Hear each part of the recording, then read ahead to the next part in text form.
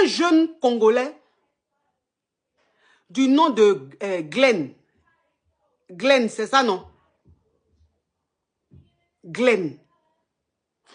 Qui a quitté le Congo pour venir pour les études ici en France.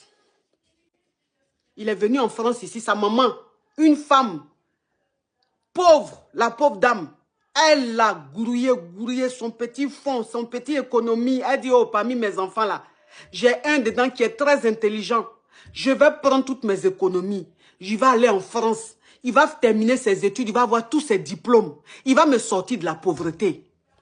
Cette femme-là, voilà comment elle prend bien de l'enfant là.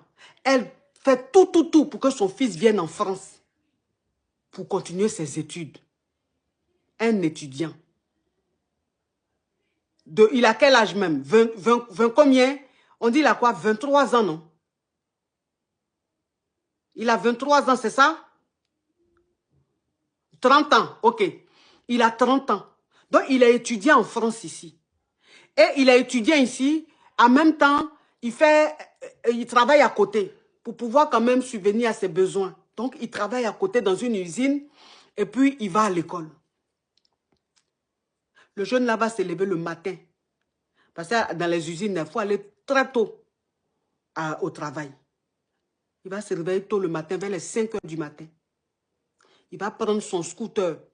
Parce qu'à 7 heures, 4 heures, 5 heures du matin, on dit il habite en province.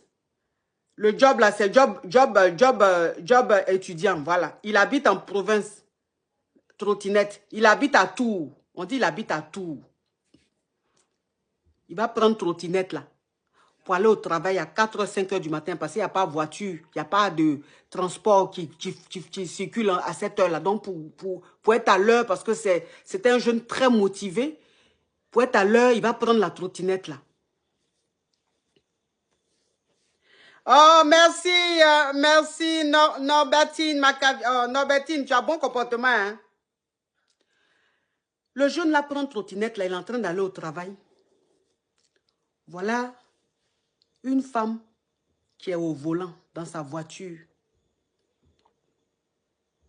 Une Wahiti. Elle est au volant de voiture là. Bouf! En France ici, ou un pays aussi développé, ou même sur les routes, il y a un peu de lumière là. Ou bien même toi-même, tu es dans la voiture là. Si tu es en train de conduire sur un chemin qui n'a pas de lumière, c'est pour ça qu'on met les lumières de la voiture là. Il y a la lumière qu'on met quand il y a une voiture devant toi. Il y a la lumière qu'on met quand tu es dans un endroit sombre, quand il n'y a pas de voiture devant toi. Les feux, les phares. Les phares là, quand tu conduis là, il y a plusieurs types de phares. Il y a phares que tu mets quand il y a plusieurs voitures dans la circulation, pour ne pas les éblouir. Et il y a phares que tu mets quand tu es seul sur un chemin sombre. Et c'est ce phare-là qui t'éclaire. Donc toi, c'est quelle voiture tu es en train de conduire, ou tu as eu ton permis, ou tu sais que même si c'est noir, la route est sombre, tu dois mettre le phare qu'il faut mettre quand il n'y a pas de voiture devant toi, pour voir bien devant toi. À quel moment toi, tu n'allumes pas le phare là? Tu vas voir enfant de quelqu'un, plus d'1,80 m. On n'a pas dit que l'enfant est court, pour dire qu'on n'a pas vu. Plus d'1,80 m. Bouh, tu as ramassé l'enfant là. Tu ramasses l'enfant là. On peut dire, bon, c'est quelque chose qui est arrivé.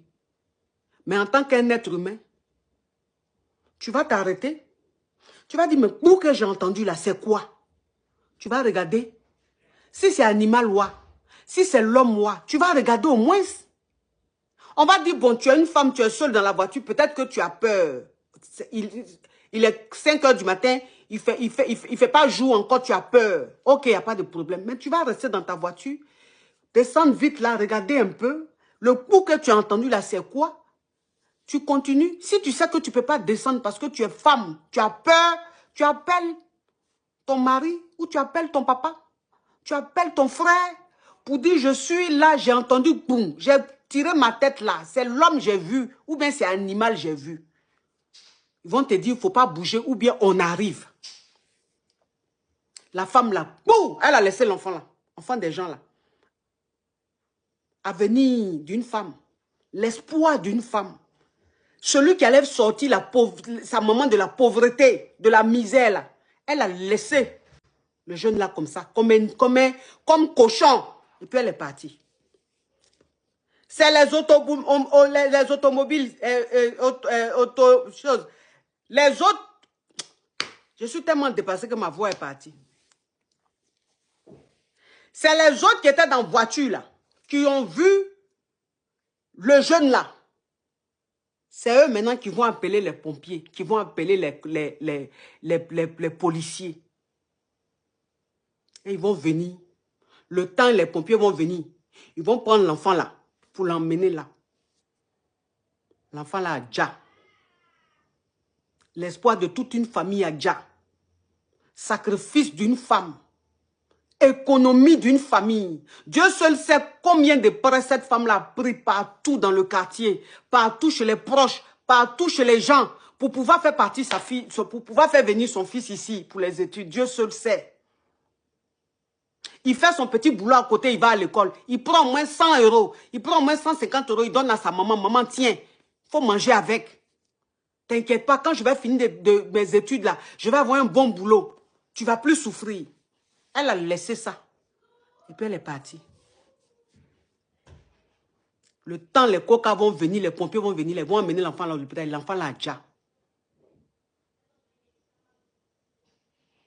Ils vont maintenant mener enquête pour voir. Ils vont retrouver celle qui a fait ça là. On la prend. Elle a dit que, elle pensait que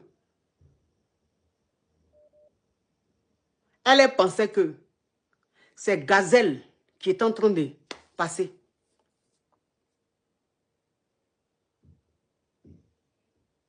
Elle pensait que c'est Gazelle qui passait. Elle pensait que c'est Ra qui passait. Elle pensait que c'est Agouti qui est en train de traverser la route. Quelqu'un qui fait plus d'1,80 m. On peut le confondre à Gazelle. On peut le confondre à lion. On peut le confondre à gorille, à chien de brousse.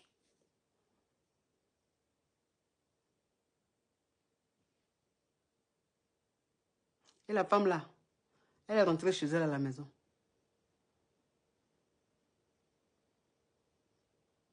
J'ai dit que j'écoutais et puis j'avais la chair de poule.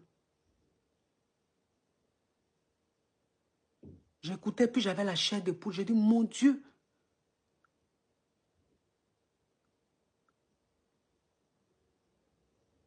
J'ai dit, mon Dieu.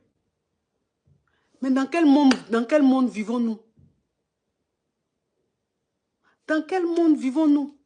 Et les trottinettes d'aujourd'hui là, ce n'est pas les trottinettes